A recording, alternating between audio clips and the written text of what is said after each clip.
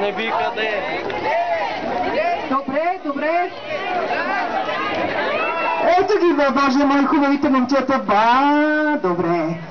На това се казва малка черна рокля. Страхотна. Аз реках, че ще впечатлиш моята черна рокля, но не. Добре. Фея след фея, приказни коя от коя по-красива. Ади ми хубави цветове.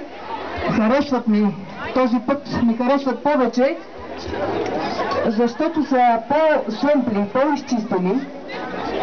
Ах, тази кафява перла. Ела да ми кажеш как се казваш? Биляна. Хубавата Биляна и хубаво българско име, да я подираме. Биляна, успех ти желая.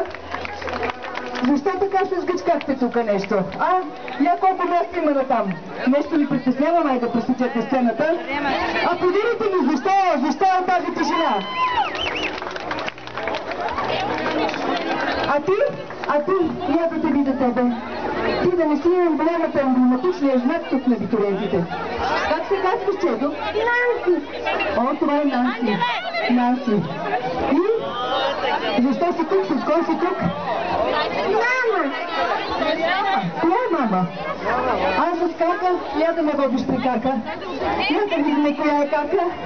Това е хубавата кака. Страхотно. Това ти е сестричка ли? Братовчетка е, добре. Я да ми каже каката как се казва. Дея.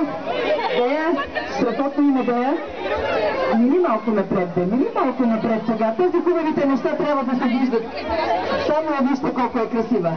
Невероятно е, с много красива коса, напомня ми на русалка, на нещо наистина така съвсем от българските хубавите картини.